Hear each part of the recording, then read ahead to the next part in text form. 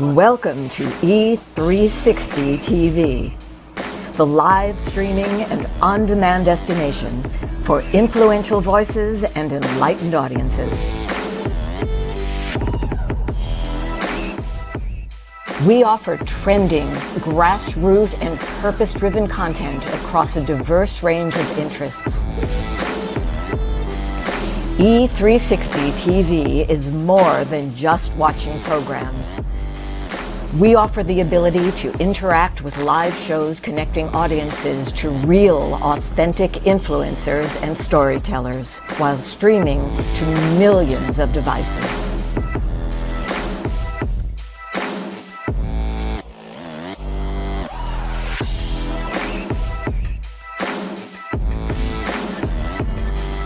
Real experiences.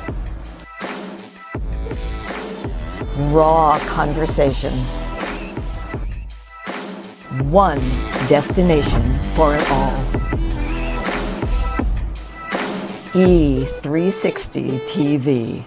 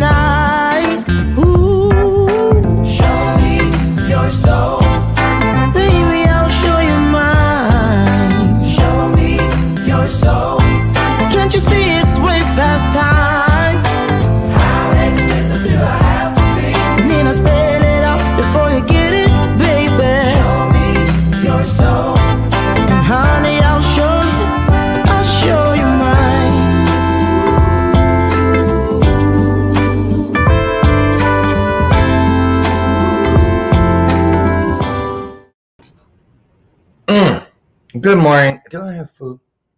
Oh, you know what? I keep a mirror on this desk. Clearly. Mirror, mirror on the desk. Who's the oldest looking of the rest? What? Anyway, I'm just kidding. Let me tell you something. I'll tell you why I just did that. Well, first of all, where are my manners? Okay, that thing was... Good morning and welcome to today's installment of Bathrobe Moments. I'm your host, Lauren Michaels Harris, and I have ditched the robe again today. I need to find me something sheer. These robes I have, even the lightest, right now it's too heavy. It's already 70-some degrees. I'm not complaining, but y'all just got to forgive me for not putting a robe on today because woof. Okay, I said that whole thing about that. You know what? This morning I spent 5 minutes. I went to look at my watch, right? Sitting in the car about to go into the health club. And I noticed I have like what feels like 1,000 gray hairs on my wrist areas. Now, you know, what is the deal with gray hairs? They just take it upon themselves to turn gray anyway. I wouldn't be, well, should I even speak this into existence? I'm just going to say it. I wouldn't be surprised if I wake up one day and my eyelashes are gray. Good Lord. I'm telling you what, I'll never forget the day I saw that first gray hair. We won't even talk about where it was. But anyway, you know how they say, oh, gray hair means wisdom. If that's the case, I should be Gandhi. I'm just saying.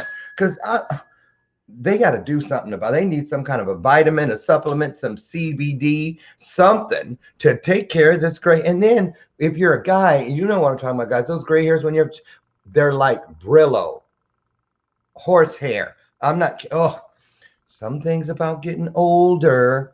I'm just saying. But here's some good news. Today, this morning, when I went to the health club, there was a big old sign on the door. Guess what? I did it, but I don't know. I try to stay 5 steps behind the current rules for COVID. So anyway, we can go into the gym now. If you're whatever equipment you're on, you don't have to have your mask on. So I guess we are making progress as a people, right? But when you walk from place to place, they want you to put the mask on. People are going to forget. And they say if you're fully vaccinated, well, how do you know who's fully vaccinated and who isn't? How you know that person next to you without a mask on is just, I ain't taking it. I'm not taking the vaccine. So think what you want. I don't know. I'm just doing this. You know what? I'm going to treat it like it's still in phase 2. There it is. That's what I'm going to do because I ain't trying to go out like that. So anyway, let me see. I talked about the gray hairs, no mask.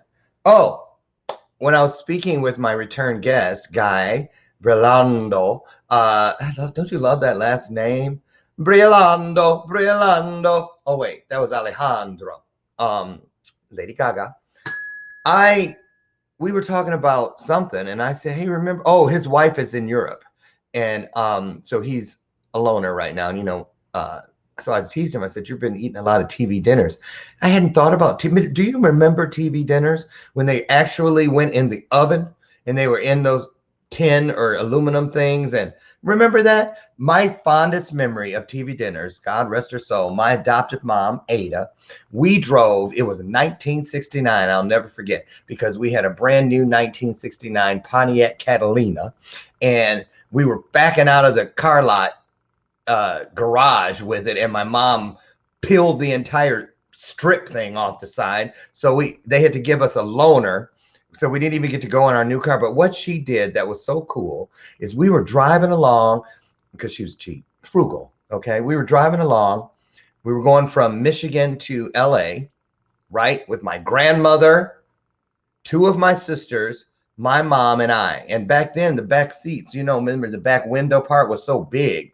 Kids I used to ride in there. You didn't get in trouble about it then. So I'd lay in there and go like this to the truckers, and they'd toot their horns, all that stuff. And we were riding along. It was like the second day. We'd stopped at Stuckey's, right, the first day. And she said, well, don't get used to it. And we didn't know what that meant. We thought, okay, we're going to go to Burger Chef. Burger Chef was big back then. No, she didn't mean Burger Chef. And it certainly wasn't going to be Stuckey's all the way to California. So what did she do?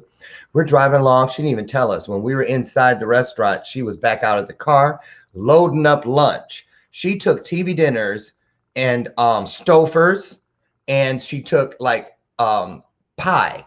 All of them were in those tin things. She bungee corded them down to the engine block. We're driving along. All of a sudden, we're like, we're out here in the middle of the desert. How can we be smelling food? You smell that? And my grandma said, I smell some meatloaf. How can that, right? And then all of a sudden, and I was like, and I smell cherry pie. We pulled over at a rest stop. She opened that hood. Let me tell you, steam started coming. Yes, I looked at my mom like she was like the greatest. I was like, she is just the smartest woman ever, right? She cooked an entire meal on the engine block. TV dinners. And that's my story, and I'm sticking to it. So anyway, I know, you got to admit, though, isn't that cool? And when you're a kid, it's like the greatest thing, right? So anyway, oh, man, I hadn't thought about it. Thank you, Guy, for that trigger today, for that great memory. So speaking of memories, do you remember when Guy was here, I was telling you about his book. This is a real book. Look at that. A real book. I mean, it's not even big writing inside, right? I started the book, and I am all the way on chapter 4. I'm through chapter 4, but I want to talk to him today about chapter 4. It really resonated with me. The title of that chapter is Awakenings. And then, remember that water stuff with all the vitamins and stuff in? I'm going to let him tell you all about it today. Love it. We drank it down. I'm telling you, I have ADHD. I hate to take those pills. And so Guy was telling me about this, sent me some samples. I'm like, we'll see. And then I knew something was up. The third day, Brian's in the kitchen going. I'm like, what do you have in your mouth? He said, that stuff, right? And I was like, well, he says, I read up on it. I like it. So he'd secretly been doing it too, right? I thought it was going kind of fast. So anyway, we both love it. I'm diving in because I'm telling you what, clarity, the fog, it just lifted it. I'm not kidding you. I kept looking around for 2 days going, did somebody sneak something into something I ate or drank? How do I feel so right? Usually when I get close to that nap time. No. And here's another thing. I promise you, oh, welcome to the show, Lucy. McGillicuddy Car. Sorry, girl. I ain't got much time. What? I'm not even repeating what she said. Talk to the hand, Lucy. So anyway, welcome to the show, Lucy McGillicuddy Ricardo. I was drinking a pot and a half of coffee in a day. I kid you not. I started using this product, drinking this water, just a capful, and then drinking it down. 2 days later, I was like, I must have put too much coffee in that thing because it's too strong. Because look, I still got almost a whole pot. No, that wasn't it. So the net poured it out. Next day, put a little bit less. Same thing. And I was like, I'm not needing the energy from it. What could it be? Only thing that changed was this product. So there you have it. That's it so far. And I'm gonna make it a journey, and I'm gonna bring it in. We're gonna talk about it, and I want to challenge a couple people to come aboard with me to just try it. I want your input too, because boy, I'm telling you what, they are making strides. Holistic. Right? Anything to not take a pill. Who's with me on that? Drop it in the comments. Right? Tired of this. All the big pharma, the insurance people take this and side effects. Now you got to take that person. No. I love, you know what my counter is full of right now? Face products and cologne. And I want to keep it that way. I am not trying to be in there at 75, 80 years old with 22 different bottles and a big machine dispensing pills. No. If I'm taking some pills, there are going to be some supplements. So there it is. I am on one today, right? Anyway, here's Guy. He's back. Oh, Guy, gone. Hobble over where you're going. You got time. He's on a bank. Anyway, here he goes.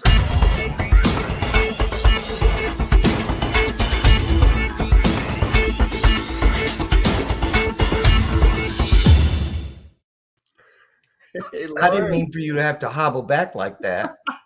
Tell everybody why you're hobbling. I broke my knee 7 weeks ago skiing. Who knew you could break a knee? Well, it's actually the upper part of the tibia, which is the lower bone of right below the knee. You know, when you said that, it reminded me, I met a girl once. She was on crutches, and she had a thing from her ankle all the way up, looked like to her mid-chest, but it was really to the thigh. And I was like, why do you have a cast on your thigh? And she says, because I broke my thigh. Oh. Did you know you could break your thigh? No. Femur. Right? Your thigh. Now, that's a big bone. Wow. Can you imagine having a broken thigh? Just saying. No. See? So that makes your situation not so bad after all. So, Guy, you're on your own. Your wife's in Europe. You're sitting there. You're eating lunch meat and stuff for dinner. And you're drinking this Swiss water. Let's start with that. Welcome back. Guy, everybody, is a retired commercial airline pilot and also a fighter pilot. Thank you for your service. And tell everybody else. Tell them where you're at in case they didn't see you last time. Yeah, so I'm in. Thank you so much, Lauren. I loved your Stuckey story or your TV dinner story, man. I was sitting here laughing over that. That is how ingenious. I know. That's just amazing. What a memory. And how to look outside the box, right? Think outside the box. Yeah. Right? I'll never forget that. I'm telling you, Guy, it was like we were on Willy Wonka or something in that car. Everybody, one at a time, people were like smelling. You could, my grandmother's stomach, because I was in the back window. She's there, and my other sister's there. And two people are in the front. And I could see them going. And I heard my grandma's stomach go, right? And then suddenly somebody broke the silence about, I swear I can smell food cooking, but how can that be? Because we were in the middle of the desert, like New Mexico or someplace. Yep. Yeah, and Stuckey's I hadn't heard that in a long time either. So I'm up here in Keystone, Colorado. We've been here since August. It's just right next to a ski slope. My wife and I are big time skiers and just love it. And we wanted to get back into the mountains. I met and married my wife 30 years ago over in Germany, and we did a lot of skiing in the Alps because we moved from Germany then over to Italy, and we did a lot of skiing over there in the Italian Alps. And we got back here, and we ended up in Phoenix with my military career, and we were there for actually 23 years. And so we were doing a lot of traveling with all the ski gear up into the mountains to be able to go ski. And because of what we're going to talk a little bit about here, I was able to retire 7 years early from Southwest Airlines, and we were able to move up here to our dream location. So it's been wonderful.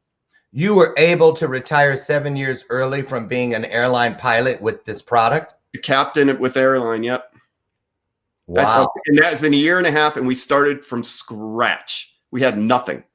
Now, let me just ask you as we go into this, tell us how you came to know this.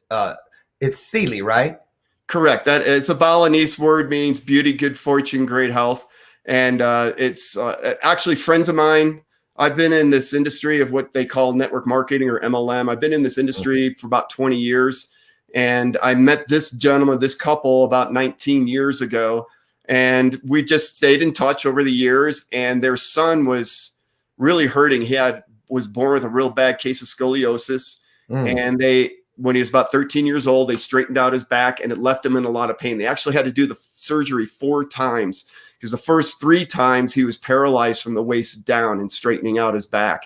And the only way they could stop the paralyzation was to leave a little bit of a curvature at the bottom of his spine. Okay. And that left him in all kinds of pain.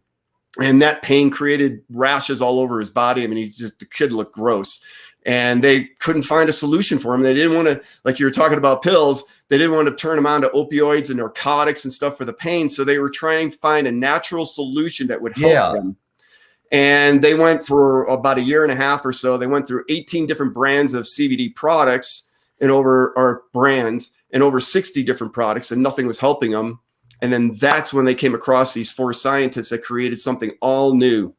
And within 8 days, the pain was gone and the rashes were gone. Really? So they knew they were onto something. And I jumped on when they started the company. I jumped on right in the beginning as one of the initial distributors. Okay, so you're ground floor. And how long ago did you say that was?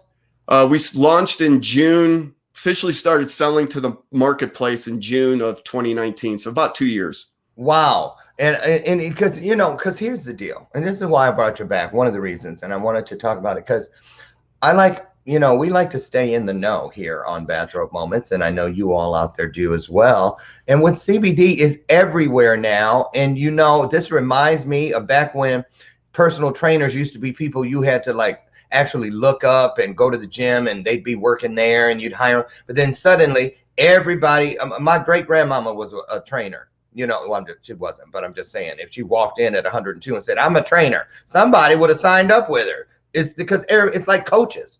I'm a toenail coach. I'm an earwax coach. I don't know. But anyway, CBD is everywhere. But I can't believe that it's all equally, good, for lack of a better word. They're not. You see what I'm saying? And people see CBD and we automatically, holistic, all natural, good for you. You think what you think. But I don't know the first thing about how to tell the forest from the trees when it comes to these CBD-based products. Any insight on that? Yeah, absolutely. I mean, it really depends where the source of the CBD is coming from.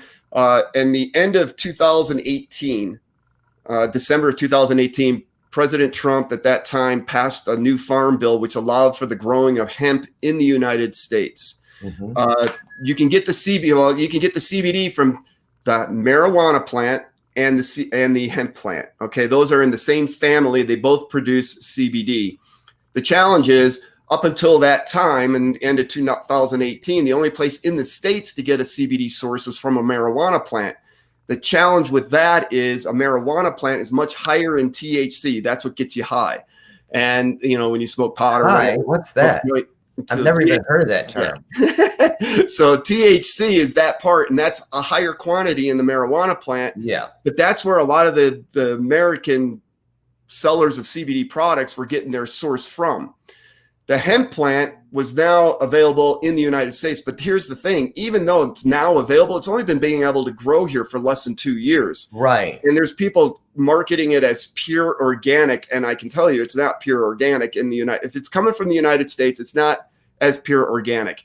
Our source for CBD and some of the other higher priced brands are going to be a very high quality of CBD. So typically the way you know is by the price point. Well, and the manufacturer as well. What do you mean? So if it's got a high price, you know it's good? You know it's a higher quality of CBD. Well, what's to stop me if I'm a white labeler to just raise the price to make you think that? You can't. Well, we're talking generalistics. So right? what can we do though? Obviously, how do we pick up something, Guy? How do we pick up something? What are we looking for on the label that lets you know, okay, there's no way, is there? There's no way on the label. And so in fact, the biggest challenge in the CBD industry right now, and you're really hitting on a very important point, Lauren, the biggest challenge we have right now in the CBD industry is because it's a nutritional, the FDA is not involved in the labeling.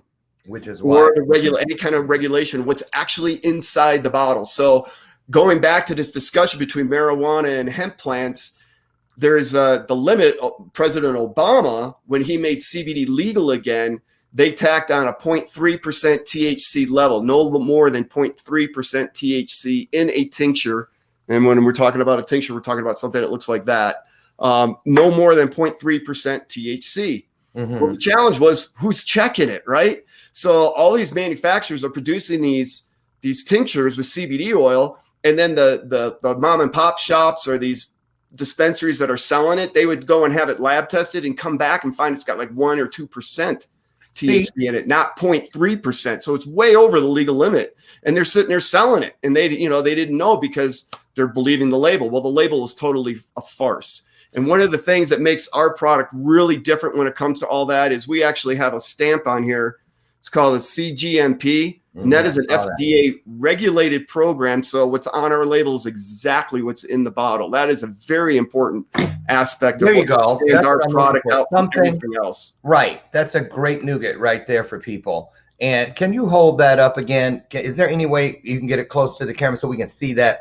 I want them to see that sticker, that label. What's that thing? Okay, that's on the back. Man, I'm going to turn it around. I apologize for my lighting. That thing. Boy, don't try to hit the target. Okay, whoa. What does that little thing say? Right there. GMP. GMP. It's actually CGMP, and it stands for Current Good Manufacturing Practices Compliant. Okay. It's actually pharmaceutical companies have to have the stamp. We volunteer for that program because we want people to know we're way above board with everything that we're doing here. Okay. That's what I was looking for. Ding. There it is. So something you guys can look for is that stamp. Something like the Good Housekeeping seal of approval for now to let you know where the integrity line has been drawn in the proverbial sand. The reason I feel this is so important is I had a health scare during COVID. Okay. And I also had my knee replacement surgery last January 21st. I got in right before COVID came, but it still didn't stop me from thinking about what if something were to happen. You know what I mean? I mean, people were getting sick and you couldn't get into the hospital, you know, in some countries, in some cities, and even here in the United States, it's true. They didn't have any space. And if you were, nobody could visit you, this, that, and the other. So it got me to thinking. I had been thinking about, as far as my health and wellness, it was about staying alive or staying healthy, you know, as I get older. But now I'm like, too, I want to make sure that I've taken it another layer out where I don't want to just stay alive and stay healthy. I want to stay out of the hospital. I want as few doctor's appointments as possible. Until last year, I only went to the doctor once a year for my physical, and everything was like, check, check, check, check. And then suddenly, you know, one thing was off and threw everything else off. And it said, you take this, now you take this for that and take that. All of a sudden, I'm like, well, I got 6 different things they want me to know. So I stopped, backed up, turned around, and started seeking alternative options, like holistic. And so that's why this is very interesting to me. So we're going to come back to that and talk about it again after a little bit. But before we do, is it okay if we talk about your book for a minute? Absolutely. Because I mean, it's a real book too. I love talking about my book. I bet you do. I mean, I would too if I sat down. How long did it take you to write this Joker? It was a year from the time I committed to doing it. And I started writing the very first words to it was published and out on sale on Amazon. It was a year. Well, I must just say, and it's not to take anything from anybody, but this is very when it came, I was like, wow, and because nowadays somebody will tell you they got a book and you order it. This happened to me 2 weeks ago. No, I was gonna say no shit, so I'm gonna just say it. There it is. No shit. The book came 21 pages. I said they should put this on Amazon as a pamphlet, a brochure, because this does not, to me, make a book. And the letters look like they were as big as Dr. Seuss. I paid $30 for a book like that just recently. You see what I'm saying? Yeah. It's like you got to turn everything, especially because you're not going where you can pick things up and see them. It looks all good. That's the thing with that internet shopping and stuff. I'm a touch, feel, try it on, look at it, read the dust cover kind of person. So this is, again, tying into seeing the forest, differentiating the forest from the trees, ascertaining what's right and what isn't for you. And so I think we need to rely more, you can tell me what you feel, on personal reviews or referrals on things. Because, are you frozen? No. Sorry. Oh, you sure? That was a good one. I was reading the comment from Robert. Oh. Well, don't let that. No, okay. I gotta explain to you, but Robert's. It's a good comment. Robert, I'm telling you, you never know what you're gonna get. You never know. It's like a box of chocolates. So Sorry, I love Robert, top fan. Yeah. Hey, Robert Brooker, shout out. And shout out to the rest of you out there. Yolanda Riley, good to see your face. Sherry McQueen, God bless you. Christopher Casson, hello. How are you? And you guys, a little side tip. Excuse me for a second, guy. If you guys want to join me, I'm keynoting tonight for the Global Achievers Conference out of Melbourne, Australia. It'll be at, let me see, where's my notes? If it's 10 a.m. Melbourne tomorrow morning, 7 p.m. Chicago time, 7 p.m. Central tonight. There'll be something on my page if you're interested. So there's that. So back to your book. Authentic Truth. I love it because I love the color. I love the cover. I love the water. I love the flow. Good morning, honey. All of it. Now, in the back, you say, you can better your life and relationships. The stories shared in this book tell us how people did just that within minutes because the issues are addressed at a deep subconscious level. And so talk about that. So there are, tell us about these stories. Where did you find them? Well, the whole thing started, I had done the transformational work on myself through the person that I learned it through, and I was going through all her courses, and then I was facilitating. I was sitting outside in the backyard, and I was on my Facebook, and this lady starts talking about, or I get involved in a thread of people I don't even know about narcissism. And, and that's a big issue for a lot of women. Well, there's narcissistic women as well, but this happened to be a woman involved in a relationship. And she goes, it sounds like you're describing my husband. And anyhow, we took it offline. We started having a conversation. She goes, I really want to come out and meet you and see if you can help me. And that was the very first one. And she is, I don't remember which chapter, but Kelly, she allowed me to use her real name in there, Kelly's story. And she came out and we did some of the work, and she was like, oh my gosh, this is amazing. And then we did work one more time. Truly, this is literally, and it's in the book, on a flight from Phoenix, Arizona to Chicago. We were both headed to Chicago on the same day. It just happened to be. So we sat next to each other and literally transformed her life in that plane ride from Phoenix, Arizona to Chicago. And then she came back about a month after or so to the house, and I was showing her some of the right part of what we do with the work. I was showing the words that came out of her mouth from her subconscious mind, and she took it, she grabbed it, she goes, that's not me. So she had totally 100% completely transformed her life, and she left her husband. She's super happy and she's super successful, and that's the type of transformation that happens that quickly when you know exactly what you're doing. It's an art. It's a science, but it's also an art. So that you do it in a place in a way that the person totally feels safe for that transformation to happen.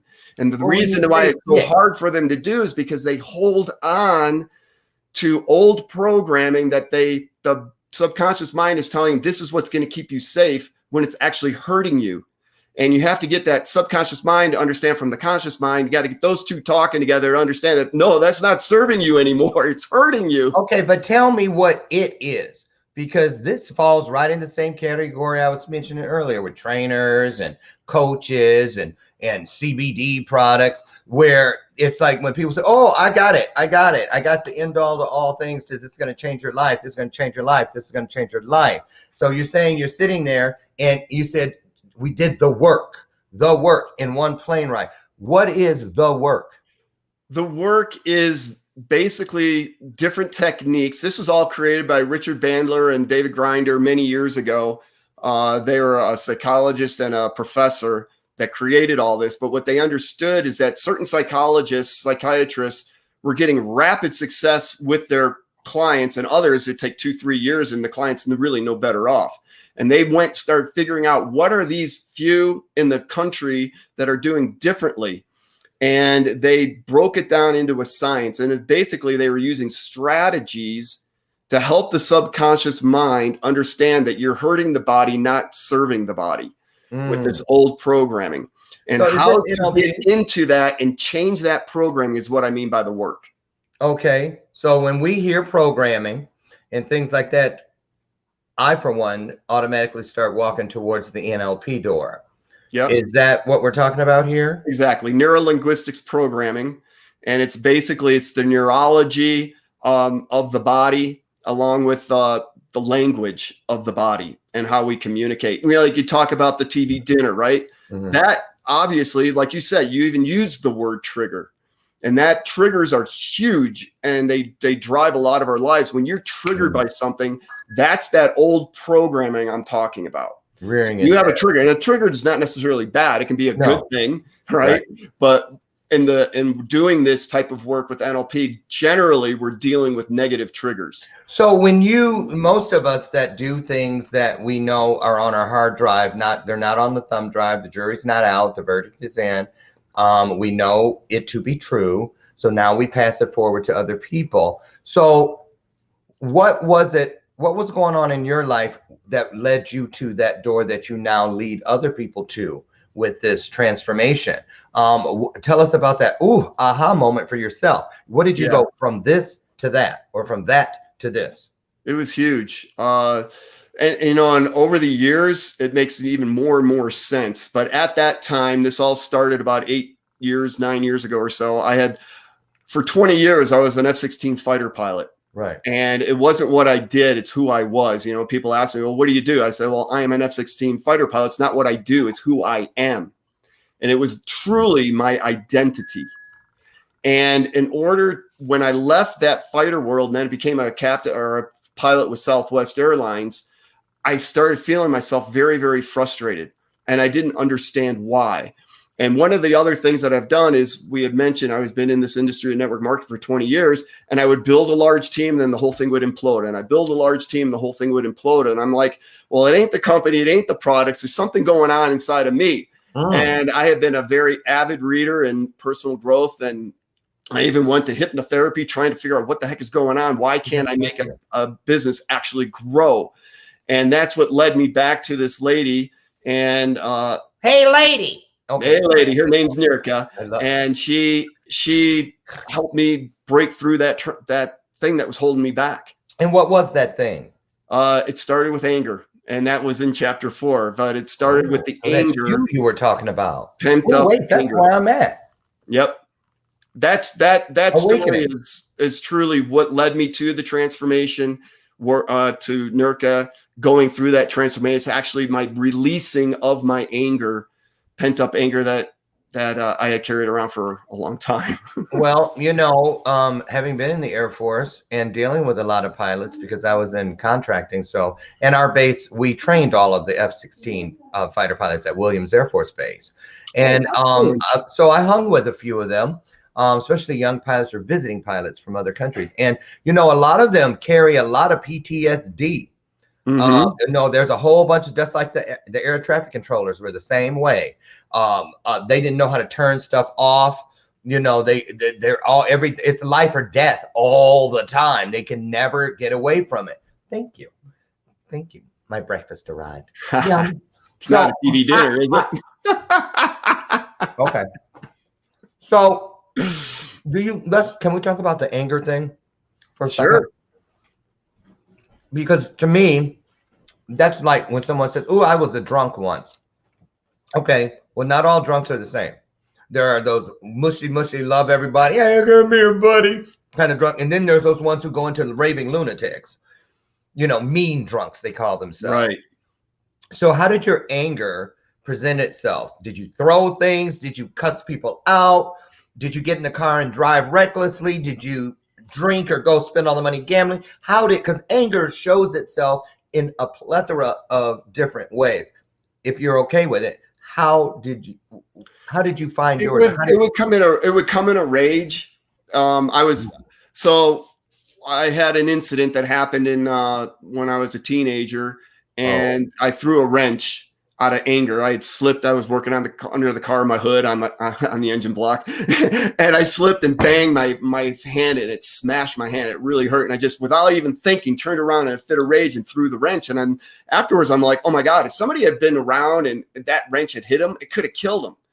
And that's when I was like, you know what? So I started to suppress my anger, and I would just be aware of it. But when you get into like a really heated argument or somebody would really piss me off, it would come out in a rage.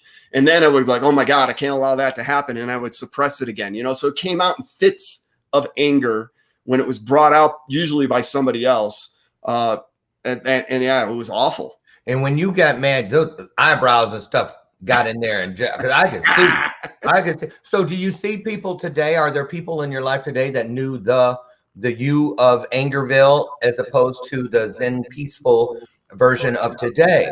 And do people comment most people wouldn't have known about it. My wife would be the closest person, because she's seen this whole thing. She's seen me put my fist through doors before. Kind of hard to believe, right? I'm a happy-go-lucky guy, but yeah, that's what I used to be. No, it's not hard to believe, Guy, because anger was the thing with me as well.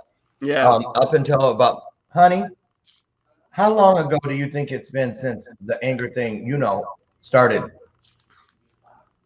When I went to Utah, he said, and that was that was like 7 months ago, 8 months ago.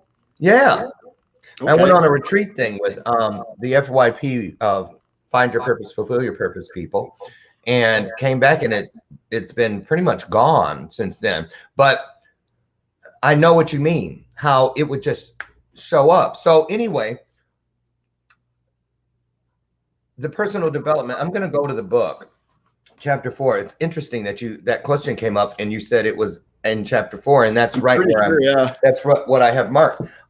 Let's talk about this thing, awakenings, because I'm tying it into everything, the product that we were talking about earlier, because that's what makes me want to know more, want to I wasn't looking for it when it came. It just came sidecar with you when you came to talk about the book.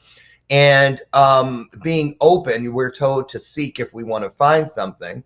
And I think that this is a great thing to talk about right now, awakenings, because right now things are loosening up. People are feeling change in the air. And it's a great time to get on the launch pad, if you will, for how you are going to move into whatever is next as the best version of yourself. How do we take what we just experienced and before what we just experienced, but primarily the us that we've learned about through the pandemic, because everybody's learned something they didn't know about themselves, whether they admit it or not, and tie it into this chapter about awakenings. What does that mean to you, awakening? I mean, is it, talk about it.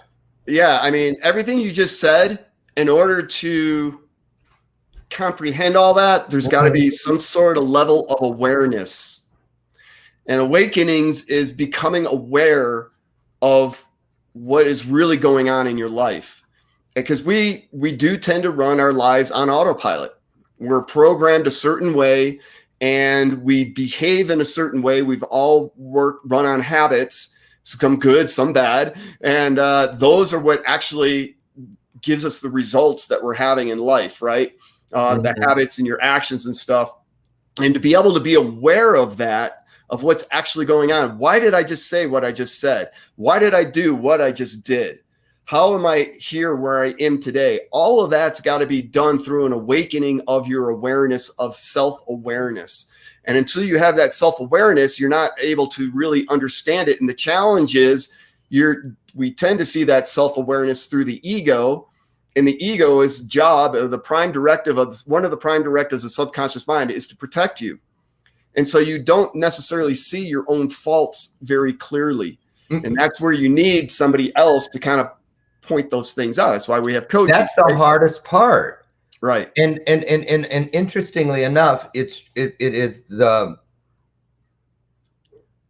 I guess you could say, the linchpin to a lot of things, because think about it. If I don't see, that's why I try to find things in myself. You know, the minute I feel like judging or pointing a finger at someone else, I stop. I try to stop, and like they say, there's three pointing at me, to say, well, wait a minute, before I, you know. And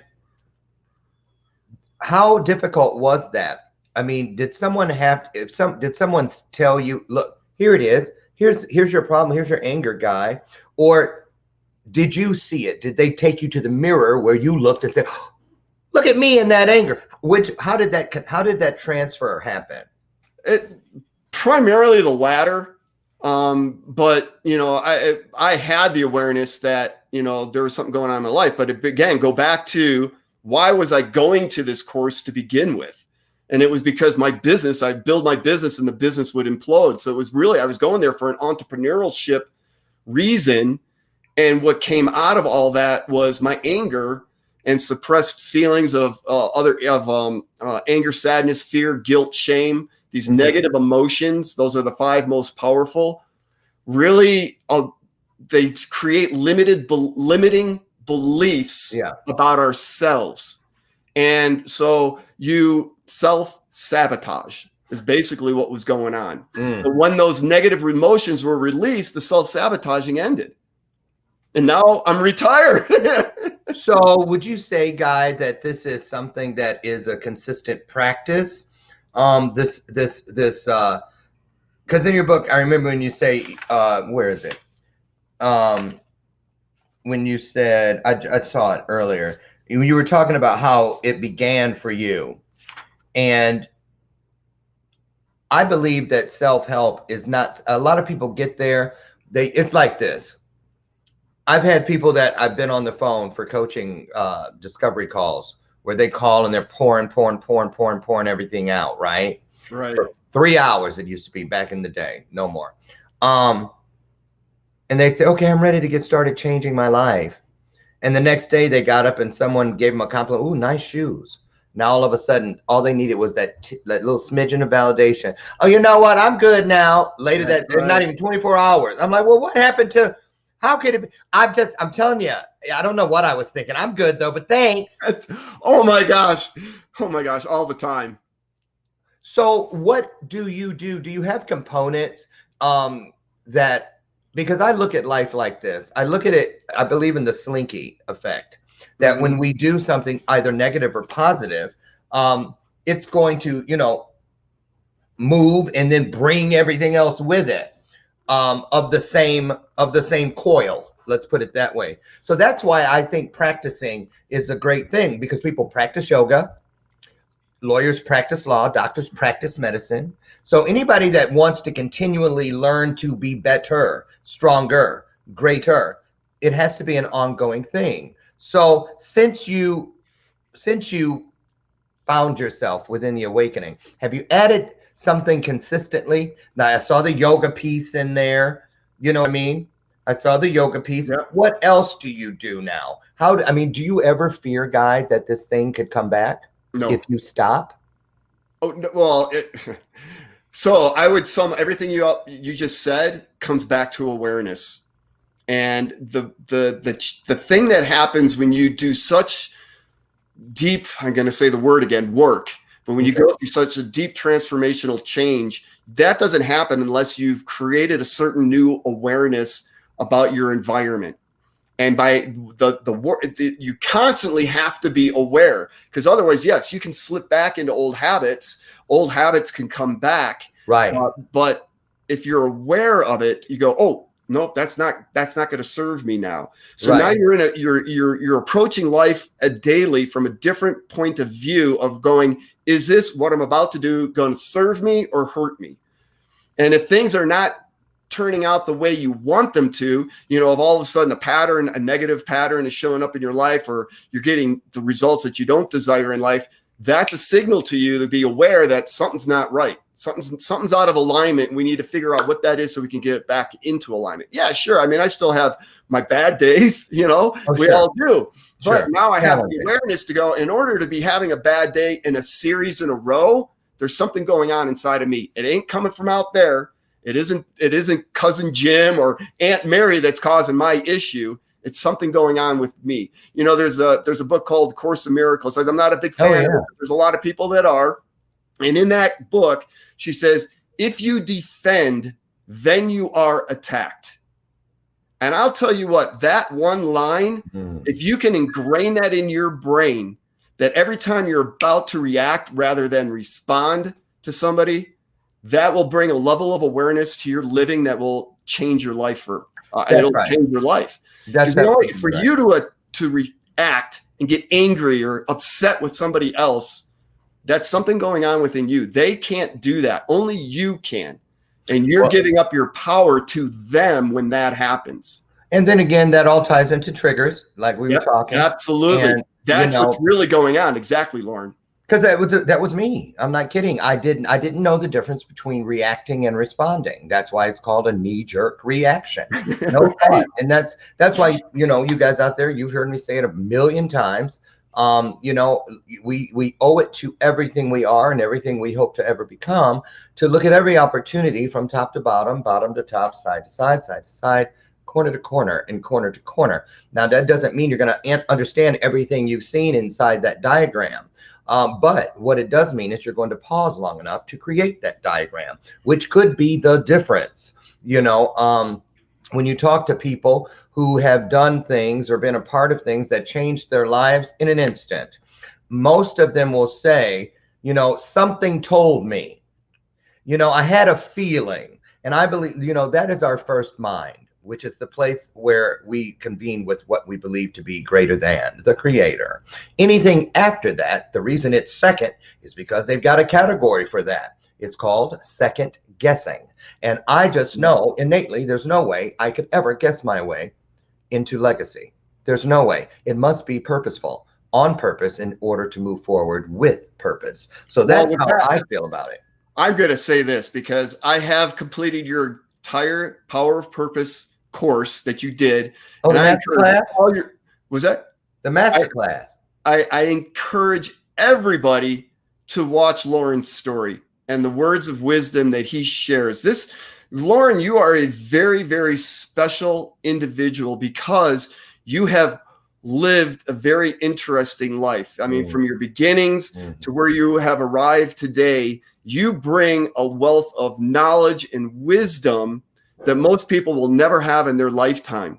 So when somebody comes across your world that has that kind of life story, you can definitely get some really good nuggets out of it. And I'll tell you what, that Power of Purpose that you put together, anybody that watches that or listens through it will be moved emotionally, first of all. And when you get that movement going and that emotion, you may discover something about yourself in the process as well. And I know that's one of your purposes is in doing it to help other people to, you know, improve their lives. And I really believe you nailed it. It's awesome. Oh, thank you so much. That's all I'm gonna do. I'm gonna just leave it at that. Thank you so much for that, guy. Absolutely.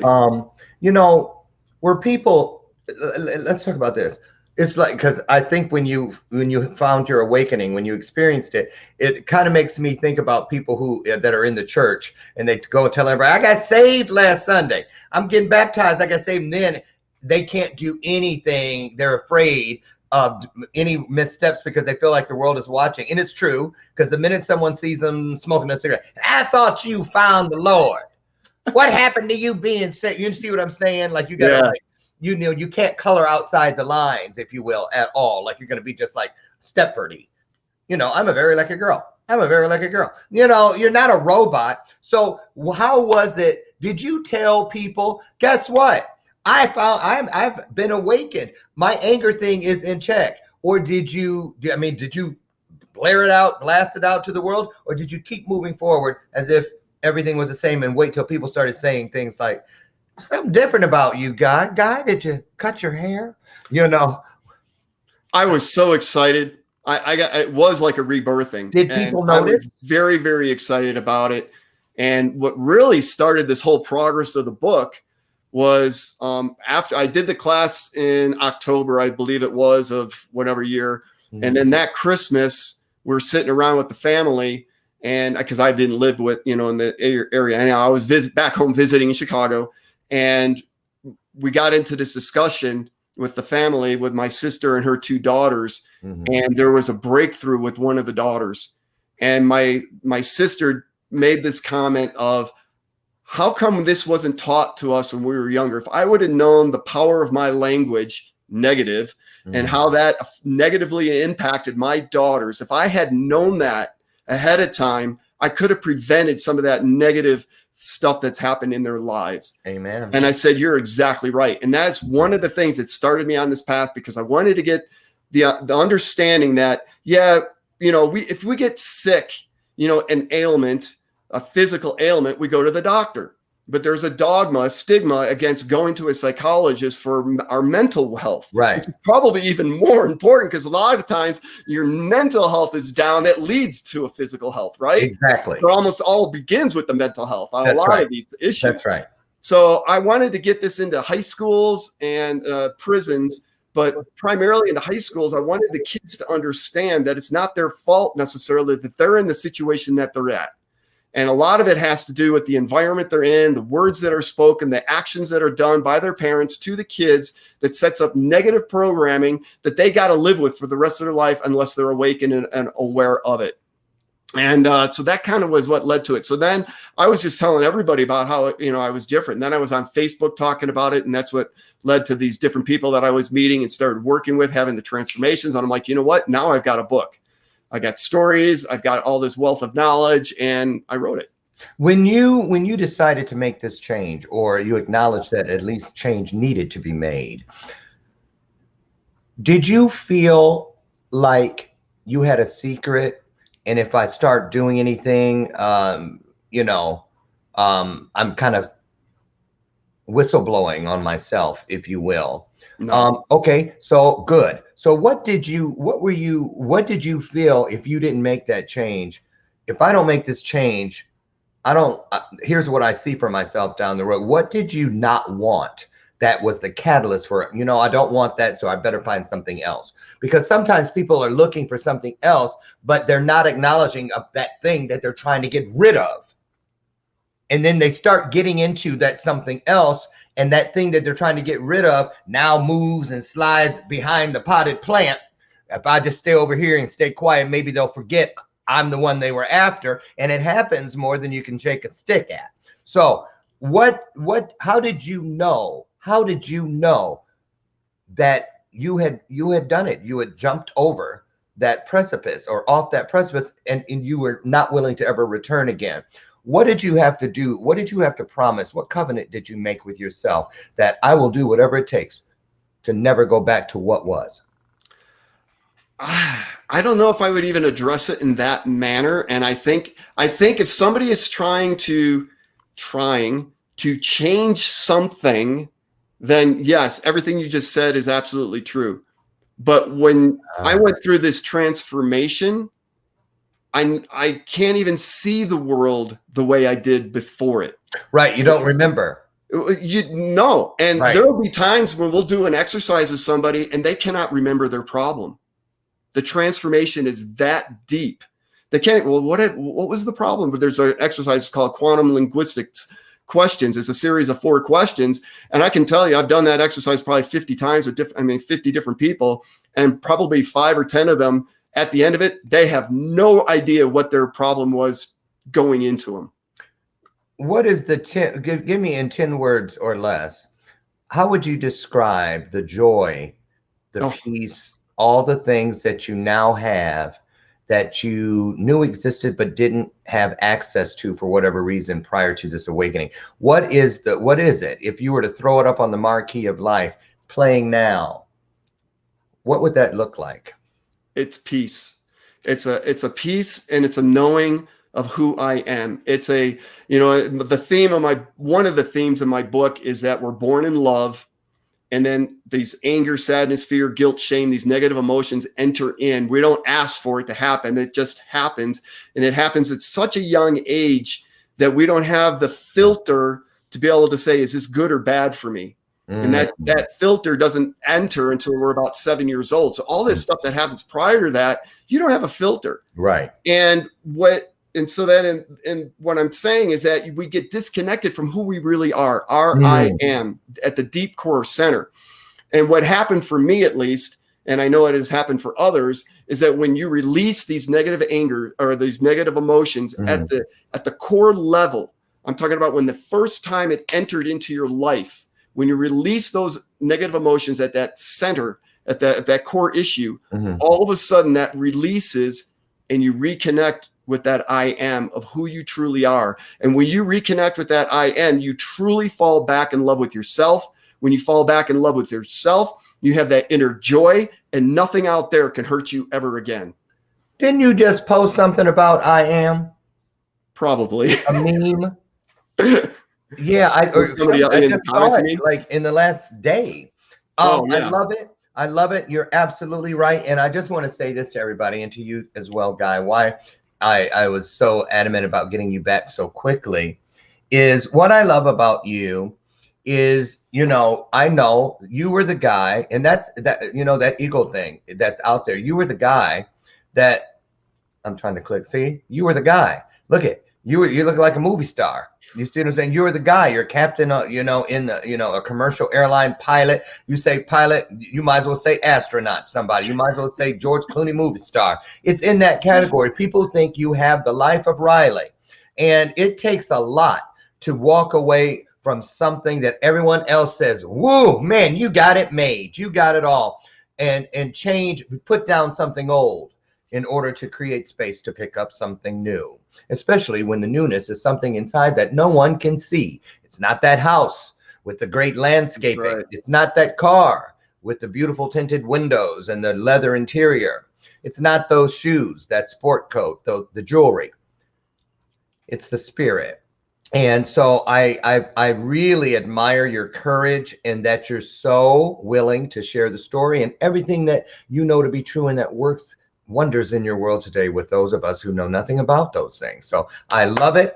We're going to get you back. You guys, I want to keep you guys inside of what I'm doing with this product, CILI, and all the great benefits. I just have a feeling about it. I know probably 1% about all the inner workings and this and the other, but I know 100% about what it feels like in my spirit. I know 100% innately, intuitively, that this thing is based in integrity, and that there's something really special in there that is going to help a lot of people, because that's what I ask the law of attraction and everything that is greater than me to bring me to, so that I can bring it to others. So I'm going to keep you in the loop, and I want you to follow me on this journey in case it's got something inside of it that can enhance or uplift your journey. So Guy's going to be around quite a while, so I'm so happy, and I just want to thank you for putting, shining your light out there for people who are trying to find their way, out of a little darkness and into a little more light,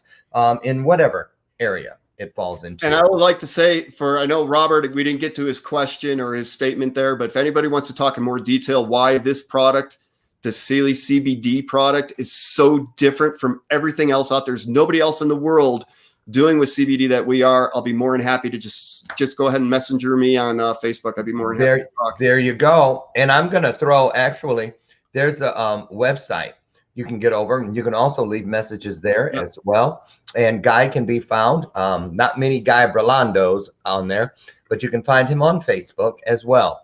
If you have any trouble, get with me and I'll put you in touch. So Guy, thank you so much for coming back, and stay in the green room. We've got something to talk about. And you guys, listen, thank you for sharing and showing your soul today, for pouring into me, into Guy, into each other. Get out there today and do what it is we do. It's easy. It's right there. It is right there. Can you see it? I know you can. Just get out and try to make anything you can, a person, an opportunity, a situation, leave it just a tad bit better than the way you found it. You will be surprised at how much you've truly done to make an impact for the better in this world. I'll meet you out front tomorrow morning, Friday, for our final episode of the week, when Farmer and Hill will be here. They're a husband-wife couple that actually helped to break my career years ago on their cable TV show here in the Chicagoland area, Contemporary Living. They still have their cable, but they're now bringing a brand new version of their show, Farmer and Hill, Contemporary Living, to the E360 television network, and we're so happy and proud to welcome them aboard. They're here tomorrow sharing their story. You try to get here too. I'll see you then. But until then, remember, be the blessing you would love to receive. I'll see you tomorrow. Guy, always a pleasure. Thank you so much. And say hi to your wife. Thank you. Thank you. You guys, listen, I'll see you tomorrow. Have a great day. Don't be afraid to be you. Okay. Guy, don't forget, stay where you're at. Okay. All right. Okay. See you guys later. Bye-bye. Bye-bye.